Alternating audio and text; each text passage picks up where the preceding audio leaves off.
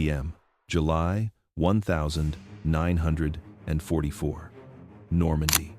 As German positions dig in along the approaches to St. Lo, and 88 seconds rake every road, a sudden night drop of American paratroopers slams down behind their lines, seizing crossroads and cutting the retreat toward Hebe-Crevon in minutes. The 90th Infantry presses forward under the cover of those unexpected lights in the sky. Massive success for Americans.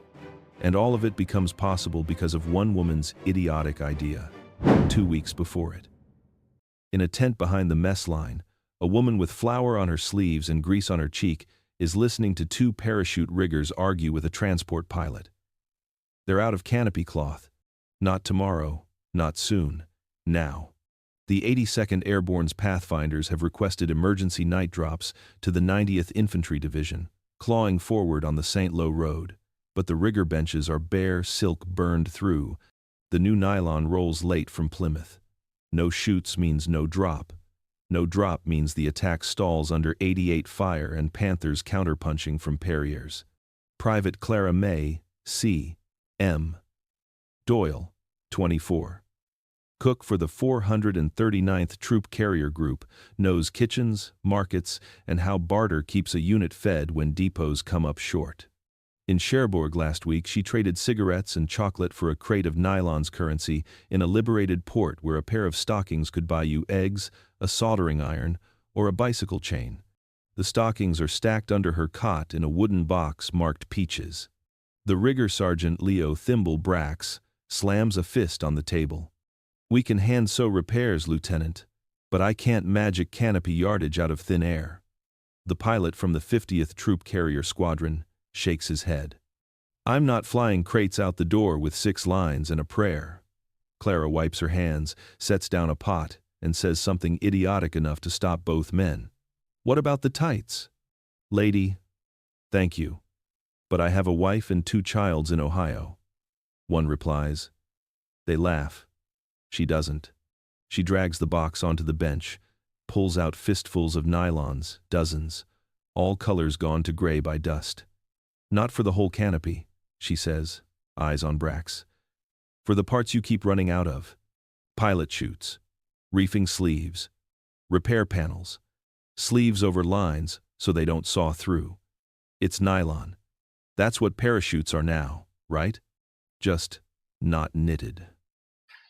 The lieutenant opens his mouth to say, "Regulations," then shuts it, because regulations won't cross the Vire River for the 90th tonight.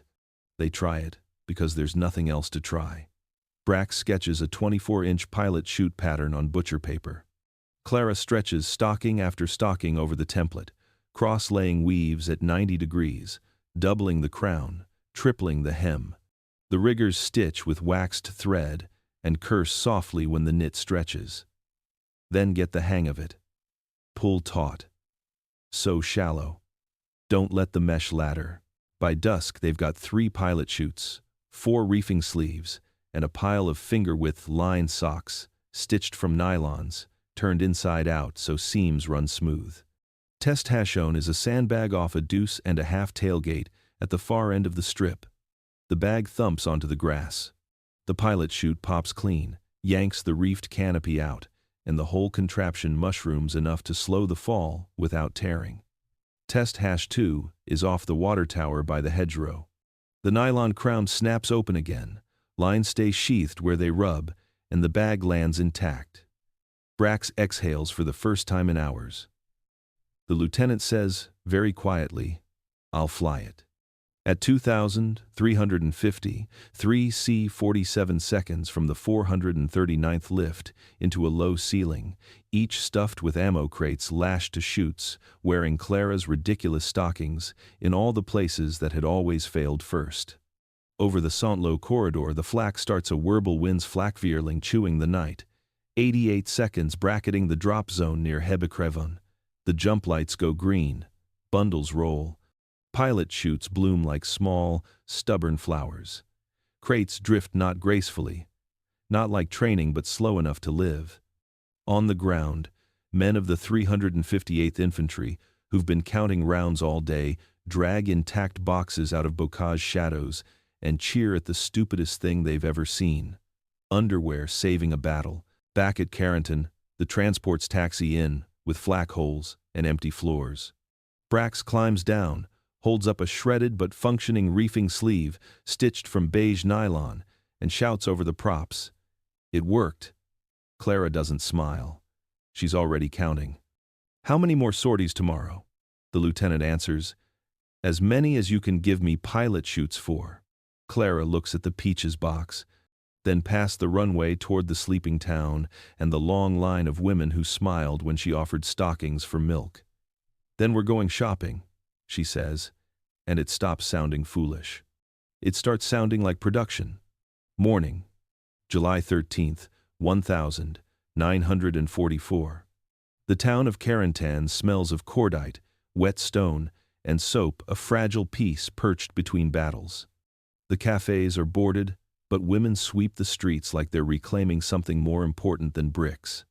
Clara May Doyle walks among them with 2 riggers and a stack of ration tins stamped U.S. Army property. Her cook's cap tucked in her pocket. Instead, she's about to requisition nylon off every woman in town. The day before, her stocking chutes had saved 3 loads of ammunition from smashing themselves into the hedgerows north of St. Lo. Now, the riggers need 50 more pilot chutes for the night's drops. There's no silk, no nylon rolls from the States. The supply ship Liberty Hall was torpedoed off the Cotentin. The depot says 3 weeks minimum. The Airborne says, tonight. Clara doesn't have time for supply chains. She has a street full of French women and a language learned half from cookhouse chatter, half from hand gestures. Boss, nylon, she says, pointing to her legs, miming parachutes opening, miming soldiers falling alive instead of broken. The women understand. In occupied France, nylon had been a black market treasure, traded for butter, lipstick, hope. Now it's a weapon. They start laughing, not mocking laughter, but the kind born when something impossible suddenly sounds right. One by one, scarves and stockings appear, some patched, some new. Pour les Américains, an older woman says, handing over a bundle. By noon, Clara's sack weighs 20 kilos. Back at A-10 airstrip, Brax's rigging shed has turned into an assembly line. 3 long tables under tarps, 4 sewing machines scavenged from a French tailor's ruin, 1 iron borrowed from the laundry unit. Clara sorts by weave and thickness new nylons for canopy panels, coarse ones for line sleeves. Each pilot chute takes 4 pairs of stockings, cross-laid and stitched into 16 gores. When doubled and treated with paraffin melted from ration tins, they're stronger than the old silk models, more elastic, less prone to tearing at the crown. By 1400, Colonel Barrett, commander of the 439th Troop Carrier Group, storms in. "What's this? A haberdashery?" he barks. Brax keeps sewing. Clara doesn't even look up. "Sir," she says, "it's your sortie rate on that table." Barrett glares, picks up a half-finished chute, tugs the seams, and stops when it holds. "You did this?" he asks. "We all did," she answers, "but they're her tights." That night, 12 C-47 seconds line the strip, each carrying bundles of medical supplies and rations for units south of St. Lo. Every one of them flies with at least 1 nylon-modified chute.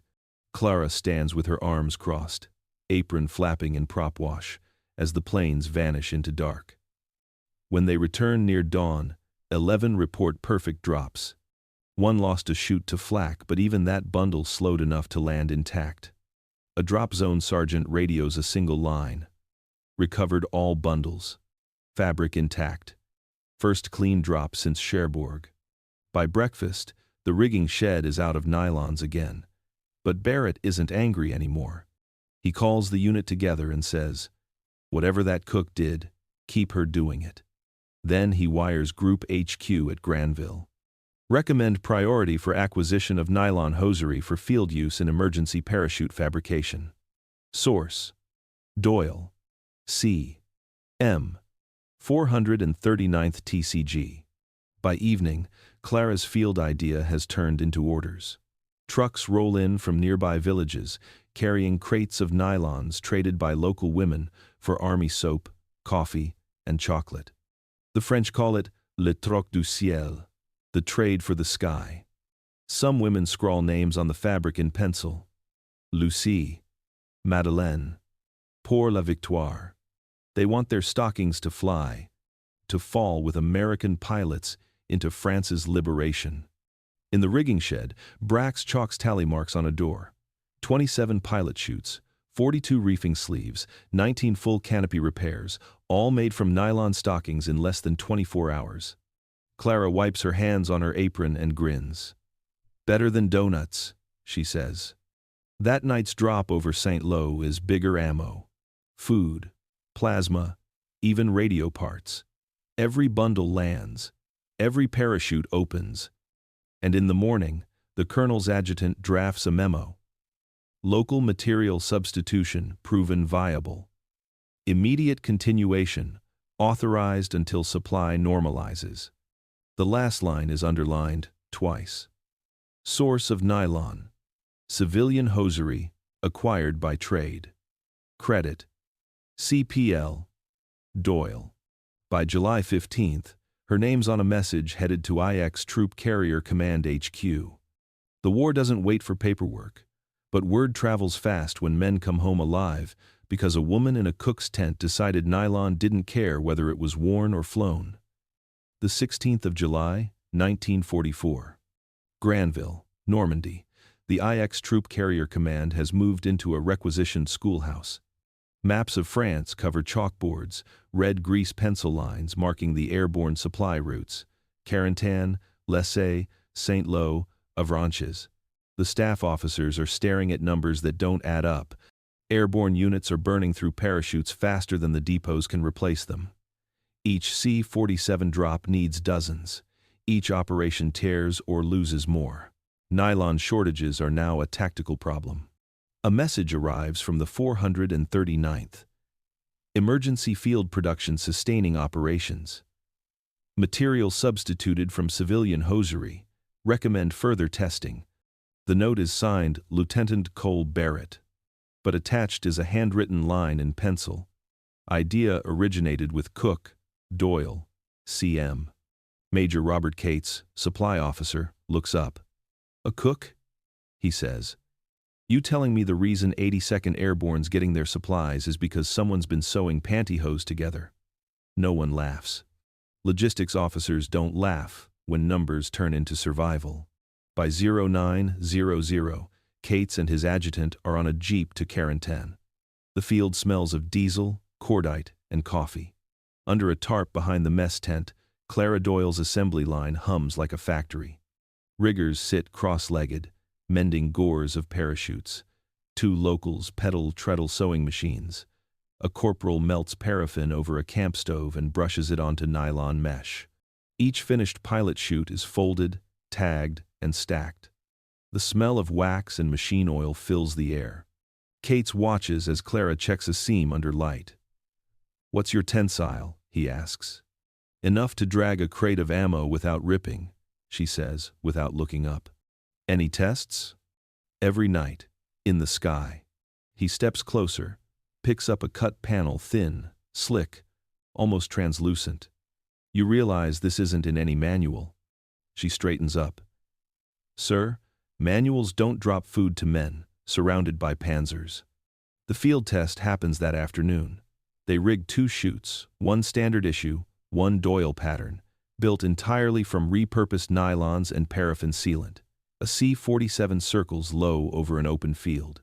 2 sandbag bundles drop. The first hits hard, the canopy tearing down the center seam. The second flutters, smooth and even, and lands with the grace of a dandelion seed. Cates doesn't say anything for a long time. Then he nods once. All right, Corporal, you win. By the next morning, Cates has filed an emergency requisition order. Procure all nylon hosiery available in liberated French towns. Transfer to IX TCC units for field conversion. Label shipments. airborne textile material. The bureaucracy moves at a crawl, but soldiers move faster. Within 2 days, convoys are stopping in every village between Bayeux and Coutances. GIs offer soap, sugar, and cigarettes in exchange for stockings. French women queue with baskets. One officer later calls it the prettiest supply drive in Europe.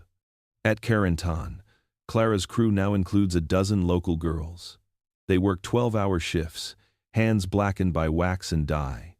They hum while they sew, the rhythm of needle and cloth beating like rotors overhead. Brax has trained them to stitch line loops, to cut bias seams so the weave resists tear, to fold and pack correctly. Clara keeps the pace, no yelling, no ceremony, just constant work. The first large-scale test comes on July 18. Operation Cartwheel, an improvised night drop of medical supplies and rations to isolated units near Perrières. 42 aircraft, each carrying bundles fitted with the new nylon chutes. The Germans are dug in with MG 42 seconds and 20 mm flak, the weather foul, the drop zone tight. The pilots go anyway. In the morning, the 90th Infantry reports every bundle recovered. Not one failed to deploy. One crate even caught in a tree and was retrieved undamaged. The message to IX Command reads, "Doyle nylon canopies performed beyond expectation. Recommend immediate replication across theater." It's the first time her name appears in official Army traffic, not as a supply note, but as a credited innovation. By afternoon, Cates sends the data to Allied Materiel Command in London. His summary is blunt. Parachute shortages previously projected to halt small-scale resupply. Local adaptation by enlisted personnel using nylon hosiery has eliminated this limitation. Civilian material suitable for immediate field conversion, efficiency and safety confirmed. Recommend standardization pending laboratory validation. In London, an analyst reads that line and underlines one phrase, local adaptation by enlisted personnel, then writes a single word in the margin, replicate. By July 21, supply ships docking at Cherbourg are unloading crates marked Ladies' Hosiery Special Issue. British quartermasters are already calling it Operation Silk Stocking. But in Carentan, Clara doesn't know any of that. She just knows that last night's drop landed clean, that no pilots went missing, and that her hands smell like wax and nylon. She stares at the bundles ready for tonight's flight, each tagged with a French name scrawled in pencil, and thinks not about the paperwork now snaking across the channel, but about the women who gave up those stockings, and the men falling from the sky who'll never know it. July 23, 1944. Normandy's front line has moved south, but the 439th's airstrip at Carentan still shakes day and night. C-47 seconds thunder off toward the horizon, low and heavy, carrying bundles held aloft by parachutes stitched together in a mess tent. For most of the airborne, the Doyle chutes are now routine. For Clara May Doyle, they're not enough. She's watching a pair of riggers drag a torn G1 canopy across the field. Flak holes, shrapnel slashes, frayed lines. One of the new nylon pilot chutes she built is tangled in the mess, still intact, still gleaming. The silk main canopy government issue is shredded like lace. "We fix this?" one of the riggers asks. Clara shakes her head. "No, we replace it." That decision is bigger than it sounds. Making full-sized canopies from salvaged nylons isn't improvisation, it's defiance. Each one requires nearly 24 pairs of tights, cross-stitched and sealed into broad gores that must open symmetrically under the weight of a falling man. Fail, and it's murder by thread. Brax hesitates. "We can't test man this," he warns. "You want to drop sandbags?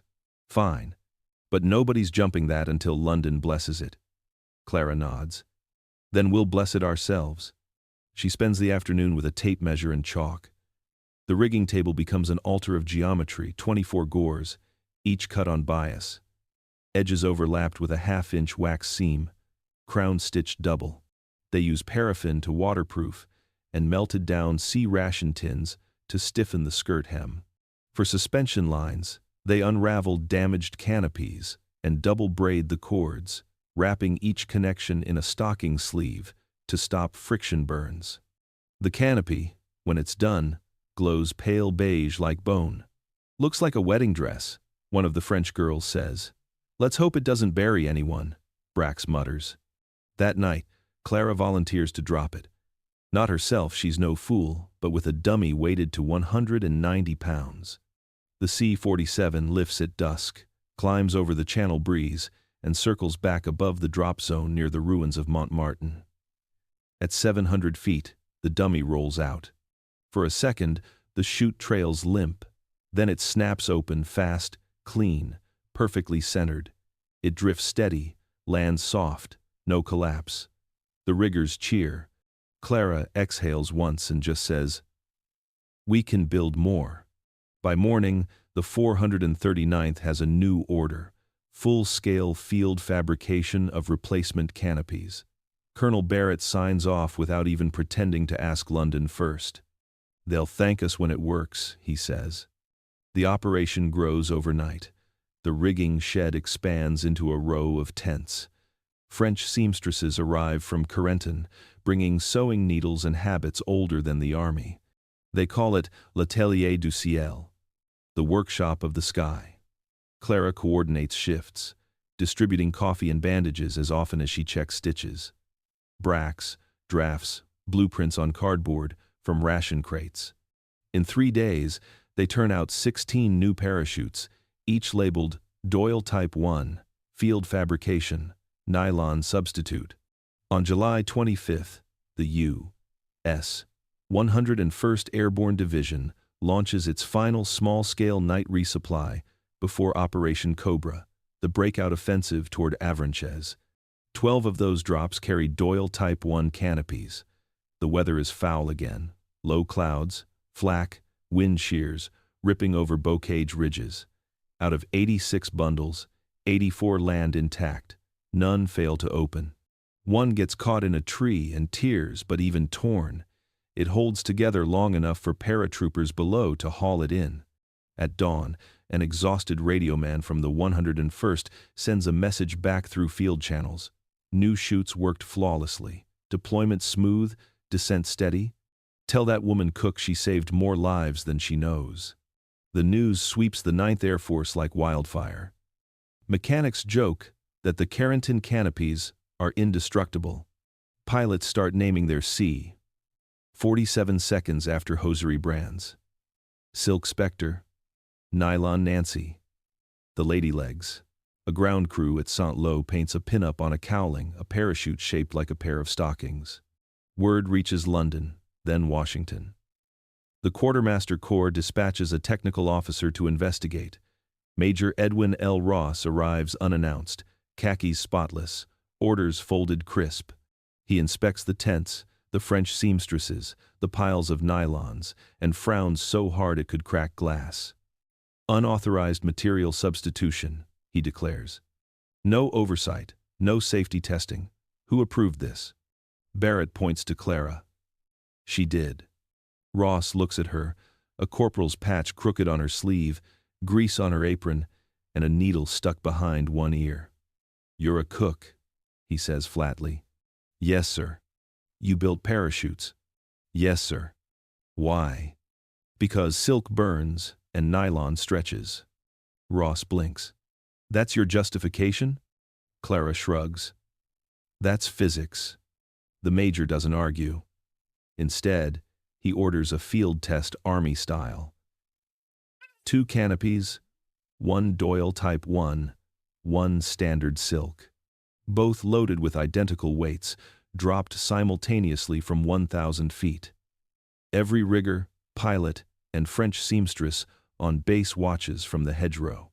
The silk canopy blossoms first, then rips at the crown, collapsing halfway down. The nylon canopy opens a second later and drifts all the way down, unbroken. When the sandbag lands, it barely bounces. Ross says nothing for 30 seconds. Then he turns to Clara. "How many can you make in a week?" "As many stockings as you bring me, sir." He nods once. "Then you'll have your stockings."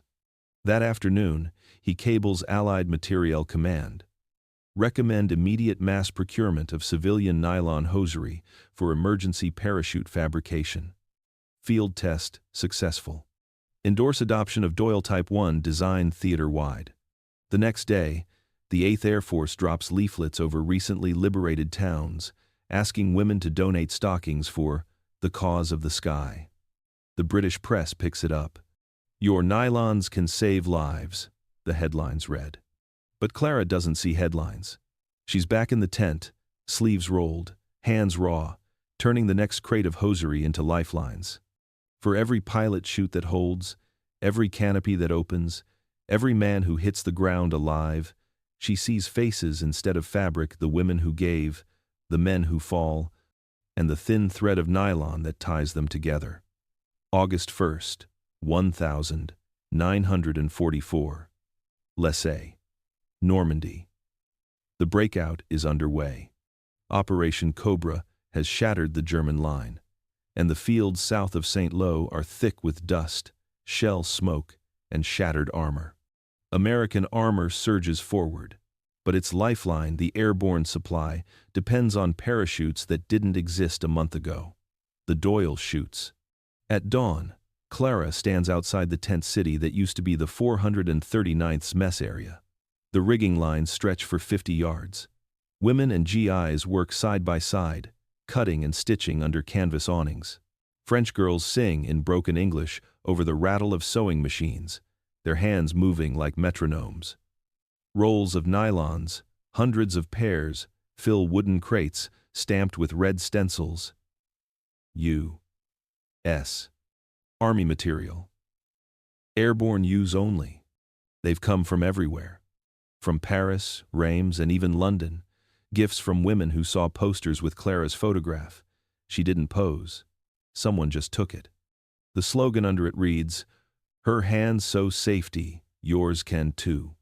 The flow of fabric is constant now. Convoys bring stockings by the ton, each pair marked with initials or messages. "For my brother, bon chance. Go get them." The warehouse officers keep tally on chalkboards, each line 1,000 more pairs, converted into parachute canopies.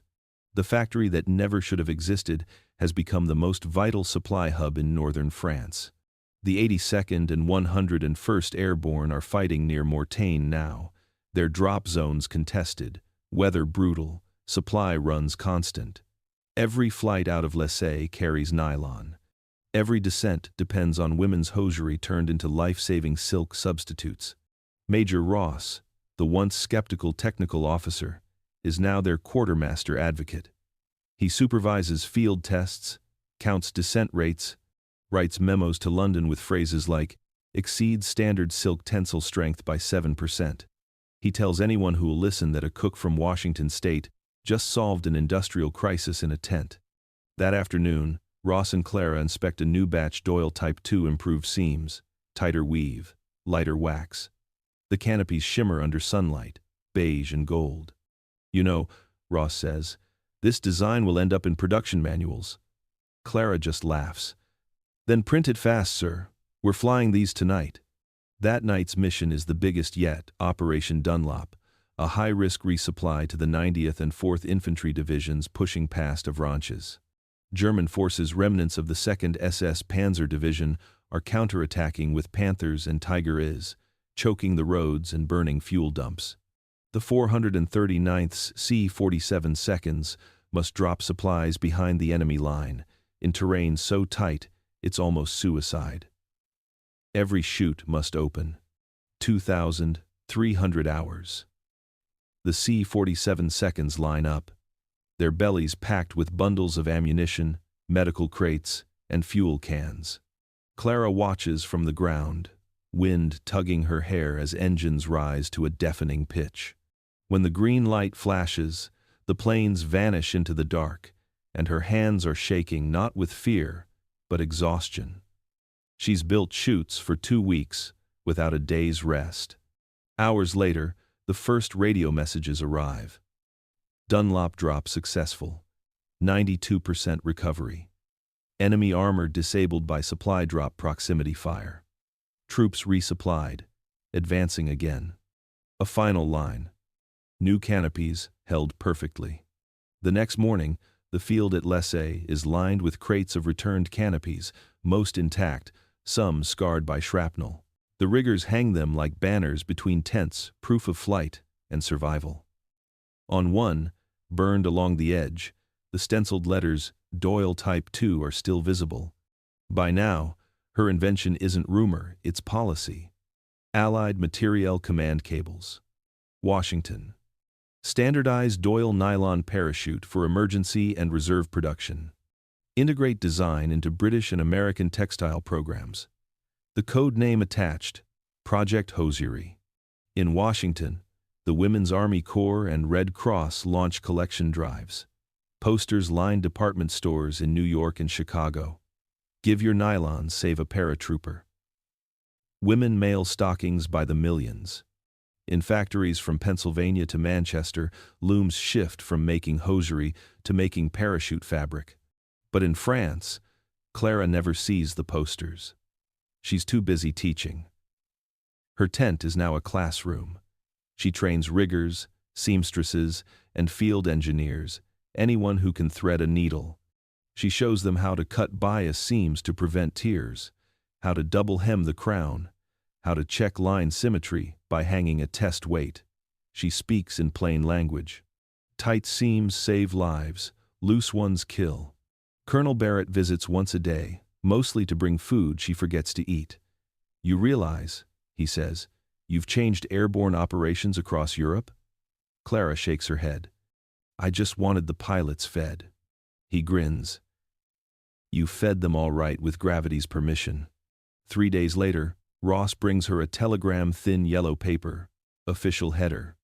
It's from General Matthew Ridgway, 82nd Airborne. Your parachutes kept my boys supplied when no depot could. Your name's being added to commendation list.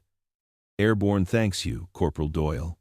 She folds the paper carefully, tucks it into her apron pocket, and goes back to work. She doesn't want medals. She wants every chute to open. By mid-August, the Allied armies have broken through at Avranches and are rolling toward Paris. The Doyle chutes have followed them field-stitched, wax-sealed, each one a symbol of desperation turned ingenuity. Pilots joke that France smells like paraffin and perfume. Paratroopers pack their reserve chutes and whisper superstition. If it's nylon, it's Doyle. If it's Doyle, it'll open. In the supply tents, Clara's assembly lines hum through the night. French seamstresses, American riggers, wax newly arrived from England, they all work by lantern light, sewing through exhaustion, through the endless thunder of engines heading east. War moves fast. But that week in Lessay, it moves because a woman who started with a box of stockings refused to stop sewing.